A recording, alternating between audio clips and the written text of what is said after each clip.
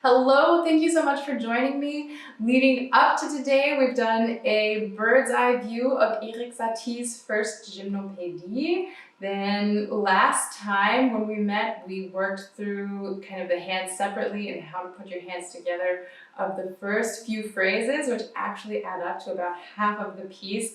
And today we're unpacking it in a very similar way the remainder of the piece. So it's basically 3 phrases, maybe 4 phrases, and working through step by step, left hand, everything that's going on there, right hand, everything that's going on there, things that might trip you up a little bit, and then putting it hands together. We don't go super into detail on coordination of putting the hands together this time, but it's a lot of the same principles that we've talked about in many of my other tutorials.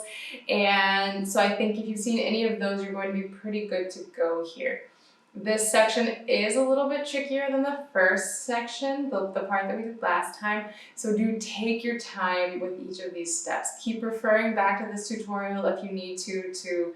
You might want to start hands separately and then a few weeks later or just a few days later. It depends on you and your previous experience and how quickly you read music, and there are lots of factors that go into these kinds of things, but just know yourself, listen to yourself, and work through this at your pace. This video is here forever and ever, so you're never going to lose access to this information, and let's just dive right into it. So just like last time, we're going to start with the left hand. I know that the right hand is going to get lots of attention, so let's start with the poor neglected left hand. And we have a lot more happening this time, the left hand. And for this section, we have a lot of different chords. It's not just the same 2 back and forth for 75–80% of the time. So we do need to take a moment to look a little bit more closely. There are also a couple of spots where the right hand has the possibility of taking over a few notes that otherwise the left hand would play. I'm going to do this because I don't have the biggest hand in the world and I just find it more comfortable and I feel like I have more control if I do it that way. Use your gut, see how you like it. If it feels much simpler to jump with just the left hand and catch all of the notes in the chord, do it that way. You can just kind of test drive both and see what you like best. So I will show you both options so that you have a way forward either way.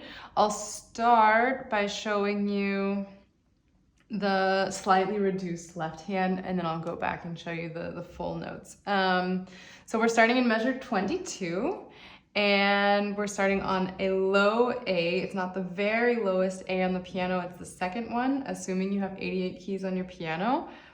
So we're starting here and we're jumping up to an A minor chord, A, C, E. Then we go to D, an E minor chord, G, B, E. And then here we have D again as our bass note. And then we're jumping somewhere different. So actually, if you play all of the notes in the chord, you're going to have all 3 notes that we had in the previous measure. We're not going to do that right now. Right now, we're going to play just D, G, B. And then we have D again. And we have what is again an A minor chord, what we had at the beginning of the line, but here in a different inversion, C, E, A.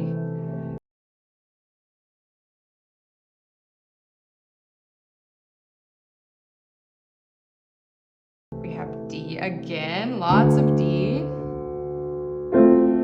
If you want to think of this as an F major chord, you can. You have A, C, F from bottom to top. Then D again. Back to the A minor chord that we had at the beginning of the line. A, C, E. D. D, G, B. D. Again, this A minor in the first inversion. Two of the notes repeat, but in the middle we don't have E anymore, we have F sharp. Now we switch the bass note to E, B, E, G. Again, an E minor chord, just in a different inversion than what we've seen before in the piece. F sharp in the bass now. An an F sharp minor chord, A, C sharp, F sharp, B in the left hand, so 1 above the A where we started this tutorial, a B minor chord, E again,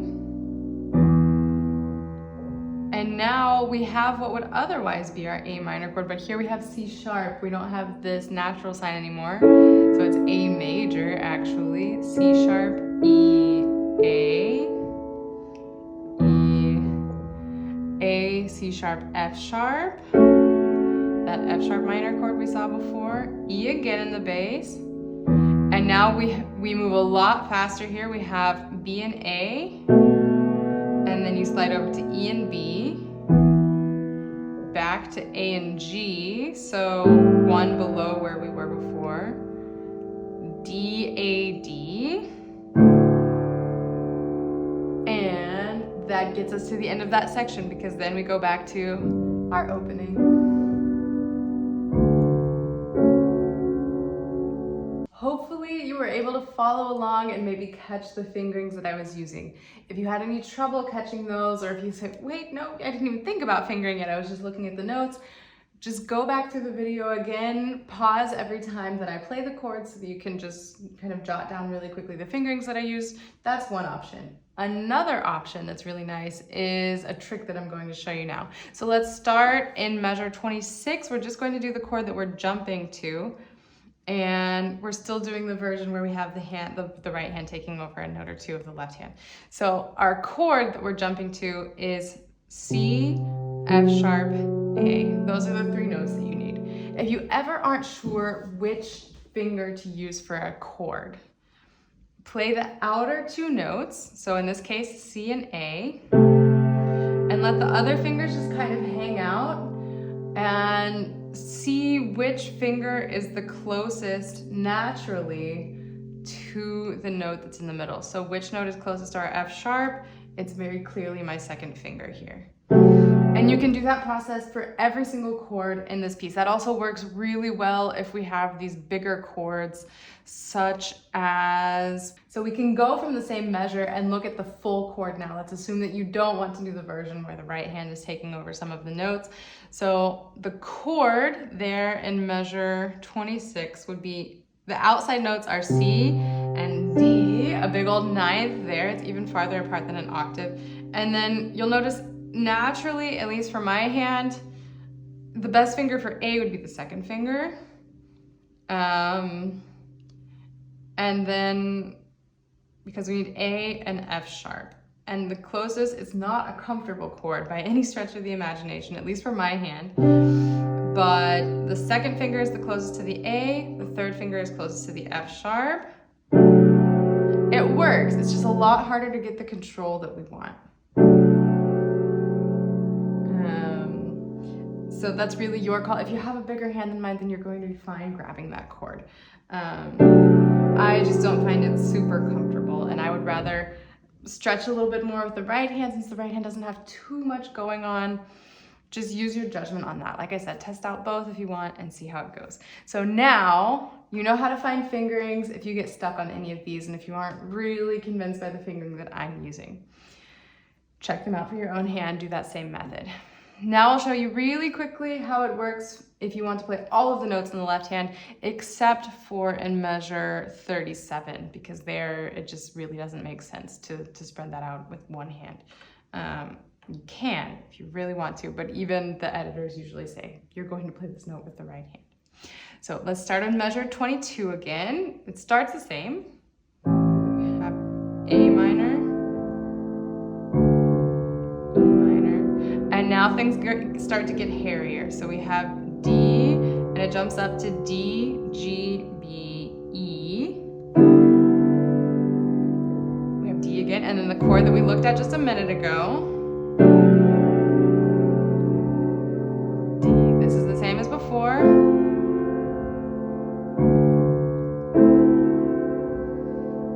Here we again have this extra E added in. Extra D.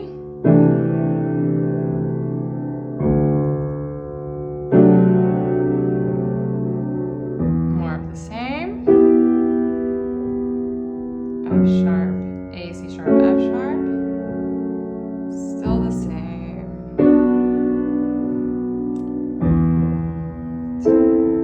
Sorry, C sharp.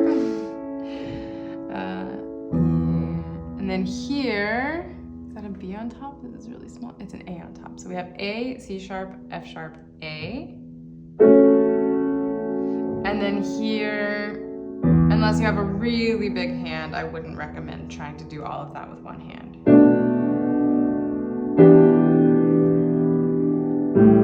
A and G, D, A, D. And that's it, that's the left hand. How are you going to work on that? Very similar to the processes that we did last time. Lots of left hand alone, lots of just starting to get used to the chords. You can also do this exercise of just playing the chords that you're jumping to so that you don't have this process of jumping around. I think that's a really good exercise. You can also do this thing where you're playing the bass notes, so the lowest notes that are all by themselves, and then just your thumb, and start to find some patterns there. There are plenty. D to E, D to D, for example, if you're playing the full chords of the left hand. Otherwise, the jumps are going to be different. That's an option. Don't stress about the rhythm in the beginning like we talked about last time. Just really make sure that you're getting comfortable finding these chords, getting comfortable with the jumps, getting comfortable with the fingerings. And then, yes, do build the rhythm in as soon as you can. Don't spend a lot of time just floating around without any rhythm, but don't kill yourself over it either. We don't want that. For the sake of being consistent, let's go through the right hand now. And the first time through, I will do the version where the right hand is taking over some of the left hand notes. And then the second time we go through it, I will do it without that version. So we're starting with our thumb on A.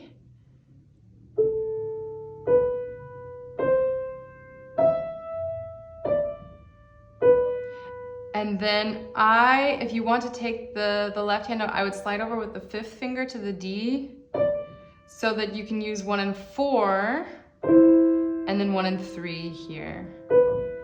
That's going to be a lot more comfortable than trying to stretch 3. You can do it that way. You can get by if you leave the fourth finger on D. I just don't find it the most comfortable. Definitely at the latest in measure 22, 3, 4, 5, 25, switch over to 5 on D, and then grab that other D with the thumb, rest, thumb.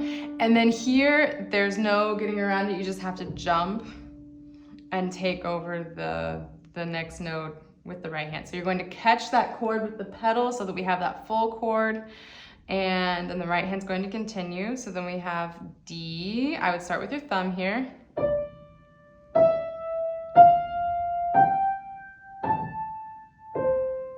And then again, if we're catching notes from the left hand, you could switch to maybe 3 and then 5 on the E.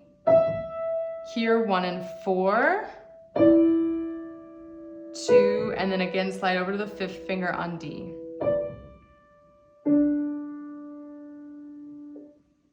Again, catch this D in the middle with the pedal and then jump over with the right hand. This time, maybe just with the second finger, because we're only going up to G and then stepping back down.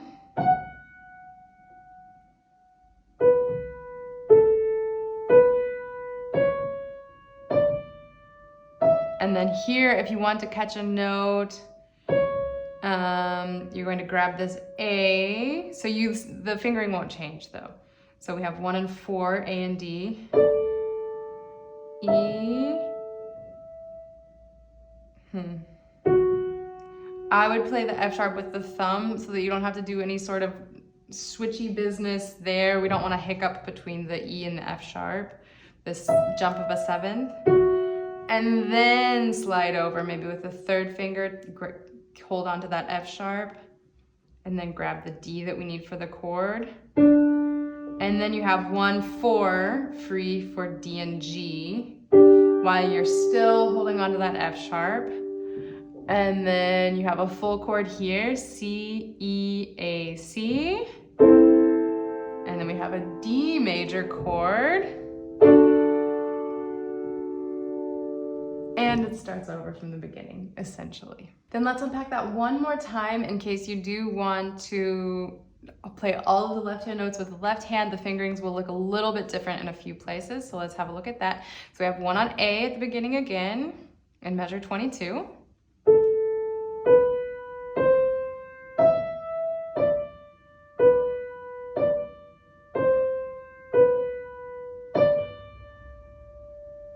And then you're just gonna sit on that D. You don't have anything to do while the left hand does its business there. Then for the next D, you slide over to your thumb.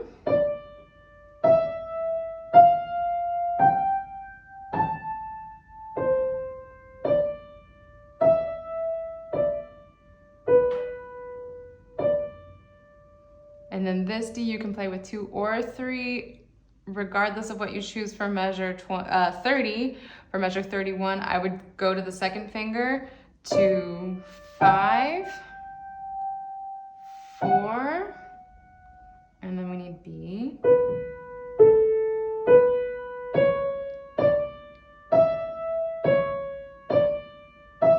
Again, we want to do this slide over from 5 to 1, switch to 3, because I would really recommend splitting this chord up regardless of what you did in the first section. 1, 1 and 4, all the while holding on to the F sharp with your third finger, and then that's the same, and that chord is the same. So 1, 2, 4, 5, 1, 2, 3, 5. Last time I gave you a little bit of foreshadowing. The opening section returns after the second section that we've worked through today. And then the second section also comes back.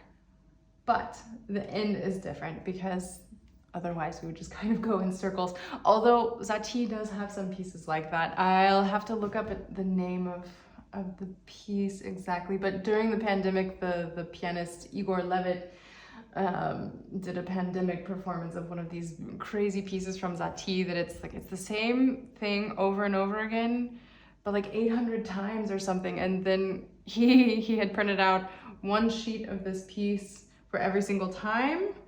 And every time that he finished it, he threw it, and I'll do proper research and put a link in the description below so that you can see that.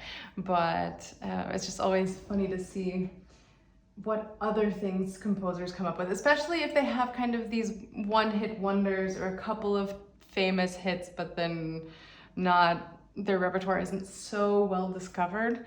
Satie has lots of very interesting things. From there, let's do a side-by-side comparison of these two endings. So we're going to start at the end, we're going to start at the pickup to measure 71, and compare that to what we have in the pickup to 29, 30, 31, 32. And let's start with the left hand, just to be consistent. So both of them start with A. They do start the same and then very quickly take a different turn.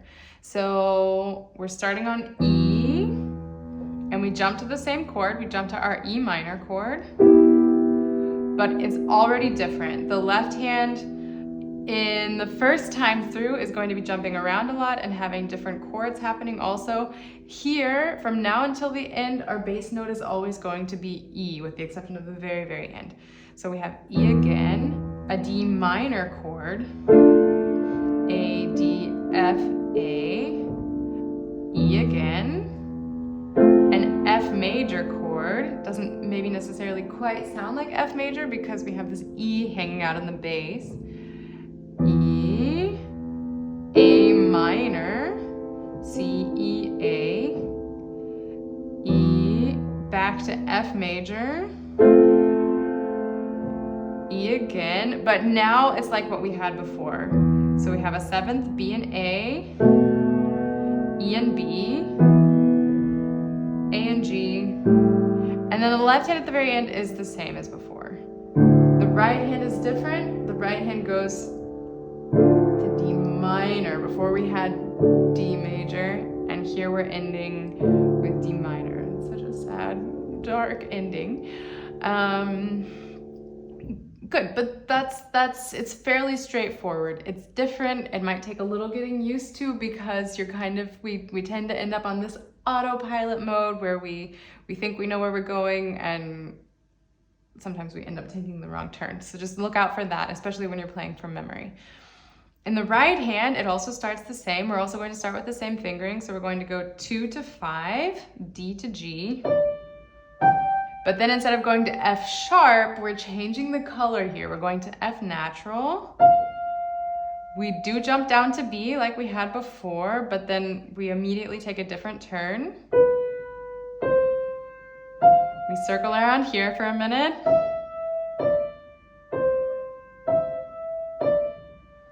And then this, with the exception of it being F natural instead of F sharp, is like before. And we do the same sort of finger switching thing.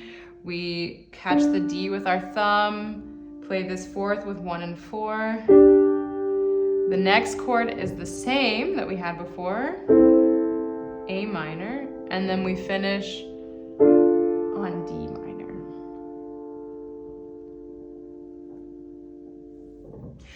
So where do we go from there? You've looked at both hands separately, you've developed these ideas, you're going to practice that a lot. I would really, especially for this section, recommend doing a lot of hand separate practice, especially for the left hand. The right hand, you're also going to want to get comfortable, especially if you're taking over some of the notes from the chords in the left hand with the right hand, and get really comfortable with those fingerings. Again, that's the type of thing that we want to be able to do automatically without worrying too much about it. But very much the same principles that we worked through last time. So what are the next steps?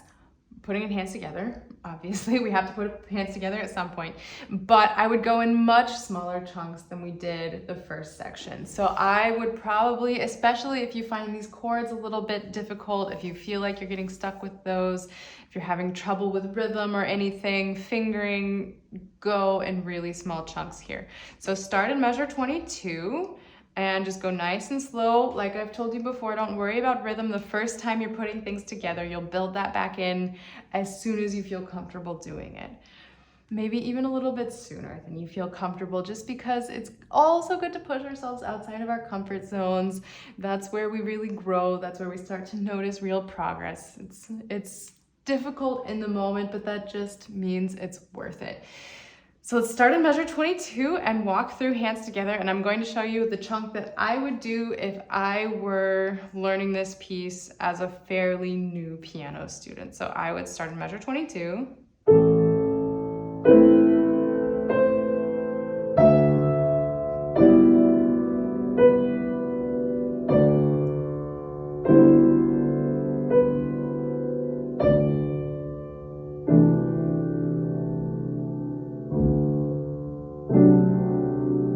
Just go until there. I wouldn't go farther. And then I'd definitely do that again. I also wouldn't go any faster than that. I would maybe even recommend going even slower, because like I've said, I think about 12 times already today, don't worry about the rhythm in the first time through. Don't worry about going fast. I mean, this isn't a fast piece anyway. But 9 times out of 10, you can fix any problem that you're running into by going slower, I promise. So one more time here.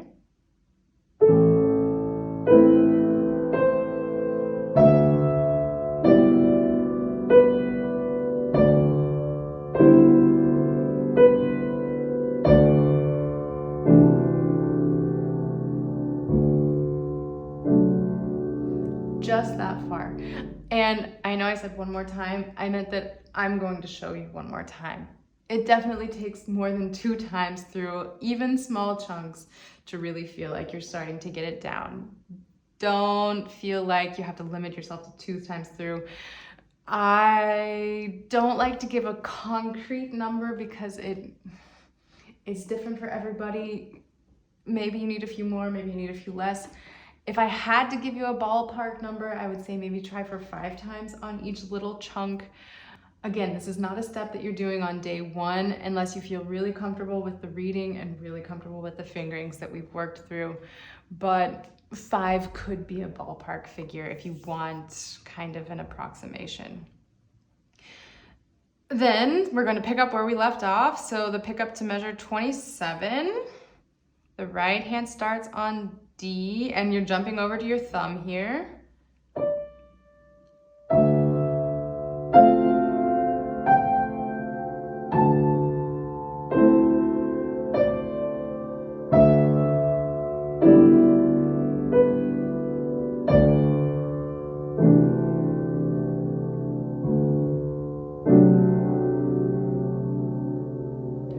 I did something that is not how I showed you before. Did you catch it? Maybe go back and see one more time if you can catch what it is. And then I'll tell you, I did not use the fingering that I recommended there at all. So let's go through it one more time. And you'll notice that that happens. If you notice that you're playing different fingerings more than once or twice, write in your fingerings. I say this in almost every tutorial of a piece that we go through. If you take anything away from these videos, write in your fingering.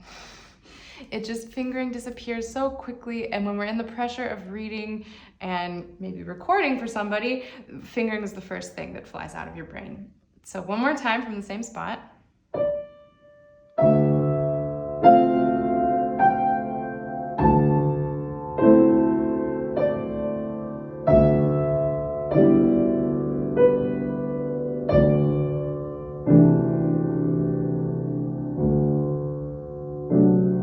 So that's your next chunk. It's barely more than 4 measures. I guess it's 5, including the pickup, because we're not doing the pickup to the next section. Although, if you want to be a very good superstar practicer, for the purposes of making a video, it just doesn't sound very nice to start the next phrase and cut it off. And it doesn't sound nice. It's not how the music is written. We like to have things organized into our neat little phrases. But actually, a really good practice technique is to not practice just to the end of the phrase, but also to practice the transition into the next one. Because if you practice exactly like I'm showing you right now, you're maybe going to notice that you have like big breaks in between your sections because you have to stop and think, and you're used to having the chance to line everything up before you start a section, and that's not how music works. We do have music written into phrases, yes, but we always need these transitions, and it's not like we have time to stop in between and to build those bridges. So for the purposes of practicing what I'm preaching, I'll do that section one more time and play the transition into the next part. So I would recommend doing at least the first measure of the next phrase. That's going to vary by piece, but for this one, the next measure is going to be enough.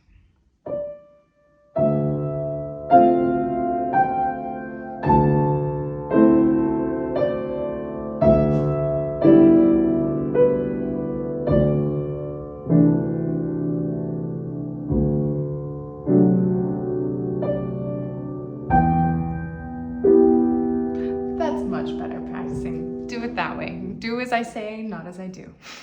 So we have 2 more phrases to get through, and they start the same as we've already discussed. We're starting at the pickup to 32, and then we'll start at the pickup to 71, and we're just going to walk through them. If you want bonus points, you can start maybe from measure 30, and I will join you there. So I lied. Let's start at measure 30.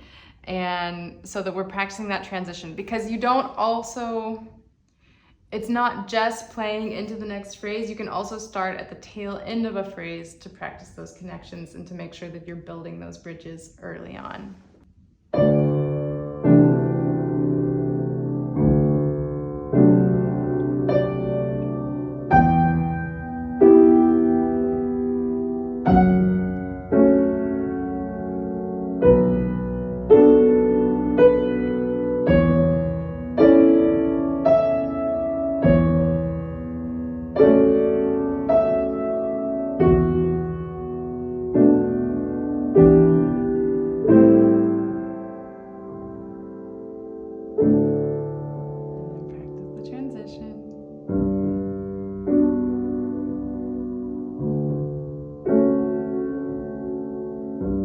After all of that tension, it's like we're in a brand new world again. Very nice. Definitely do that a few more times. Definitely make sure that you have your fingerings lined up there like I did not. I kind of did a weird slide over to the second finger on the F sharp, which you really don't need to do. I think the thumb is the best option there. So again, do as I say, not as I do necessarily. Then to wrap things up, we can start and measure 70. So we're coming from